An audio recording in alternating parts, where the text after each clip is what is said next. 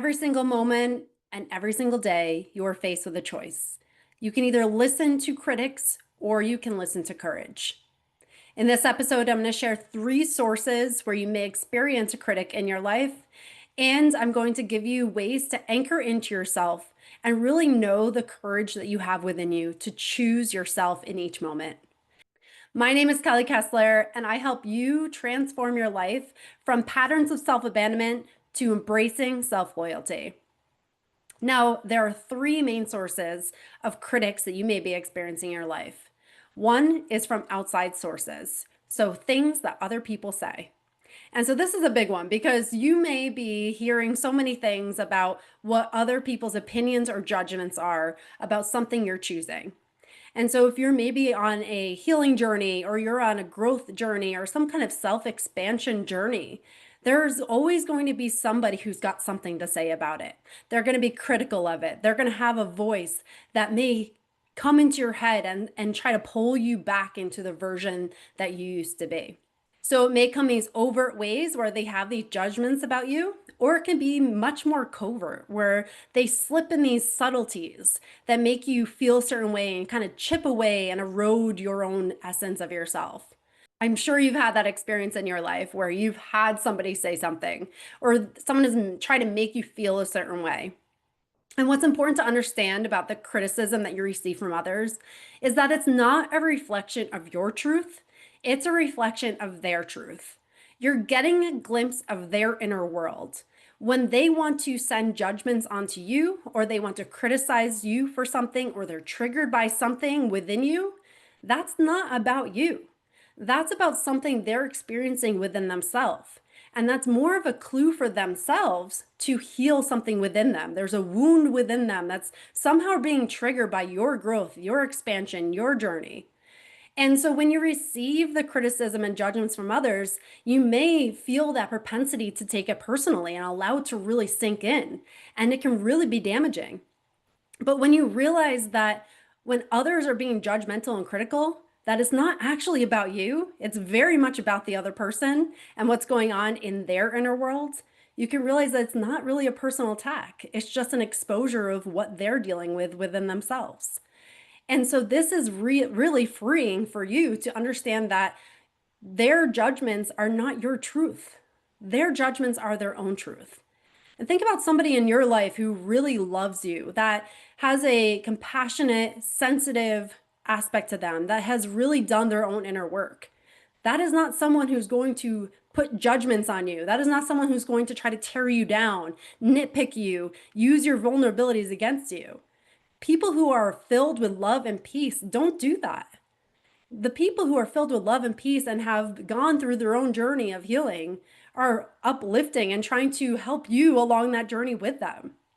And so if you're experiencing criticism from somebody else, just know that's not about you, but your growth may be triggering something in them. Oftentimes when you're growing and you're expanding, others try to pull you back down because it's exposing something in them that maybe they haven't done the work for yet.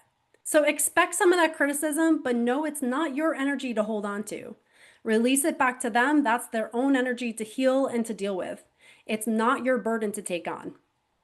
Number 2, the criticism you give yourself. So we all have that inner voice, that dialogue that's saying you're not enough, you're not doing enough, that wasn't good enough, you got to change this needs to be modified for you to be worthy of more in your life.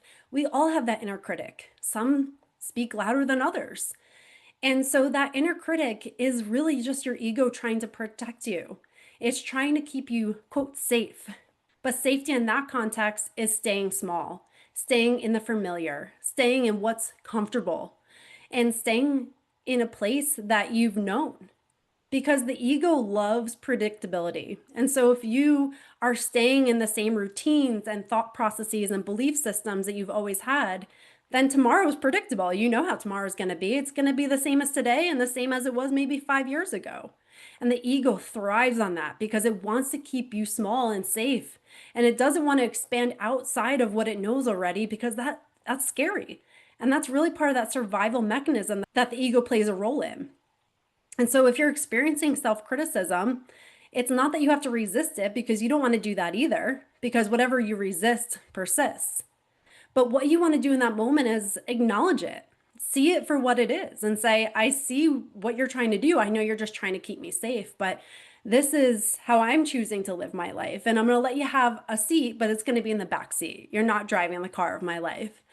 And allow that criticism to be present because it's going to be there. It's not possible to eradicate that completely, but acknowledge it, see it for what it is, know that it's only just trying to keep you safe, and choose courage anyway.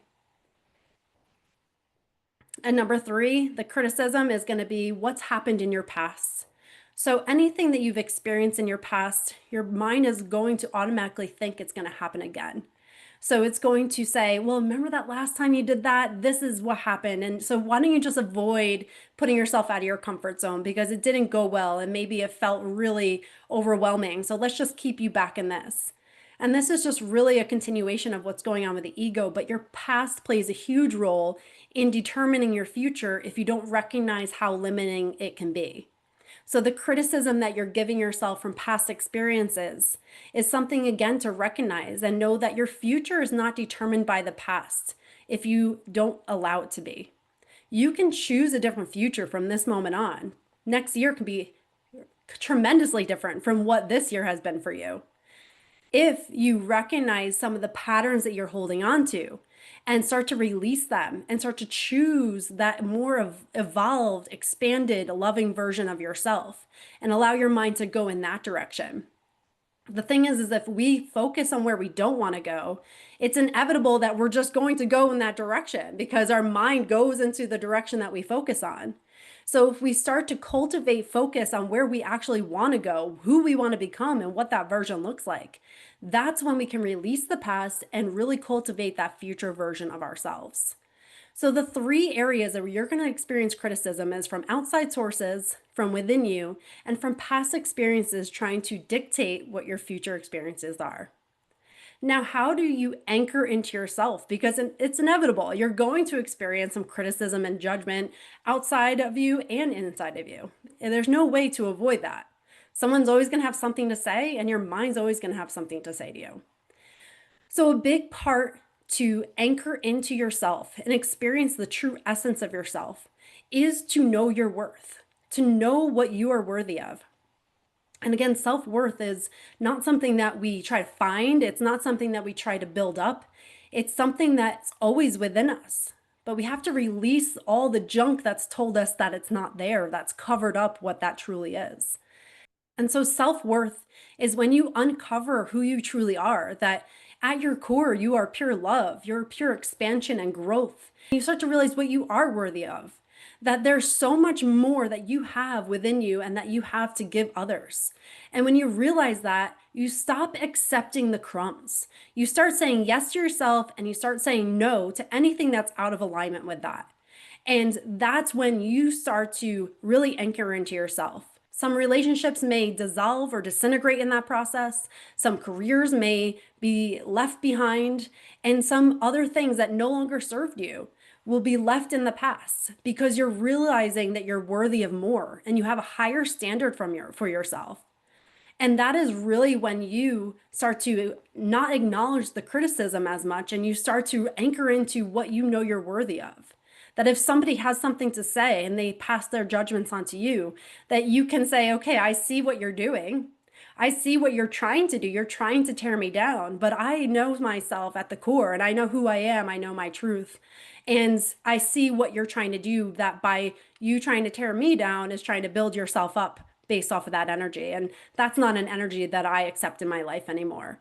And that all comes from worth, realizing that you are worthy of so much more in your life. And having that willingness to choose that day in and day out and no longer accept anything that does not align with that. The second way to anchor into yourself is knowing your intention. So the intention is the energy behind your choices. So when you know that you intend to feel expansive, you intend to love others, you intend to help others and serve others, and that's your intention, then you know that is the energy behind everything you do. So if other people receive your actions, your behaviors, or your opinions or beliefs in the way that their perceptions are, then that is their prerogative to do that. But you know the intention and energy behind that. and you know the reason why you're choosing what you're choosing. Because even if other people don't understand your decisions, what your choices are, that's okay. As long as you understand your choices, your decisions, your beliefs, and you're anchoring into your own truth and essence, and you're choosing a life that feels aligned with you, then other people can misunderstand you. Number 3 is knowing your why. Why are you choosing what you're choosing in your life? So we all have motives for why we're choosing what we're choosing. And if your motive is to choose peace in your life, then that is what anchors you into what you do and what you choose to believe in and the courage that you show up with every day.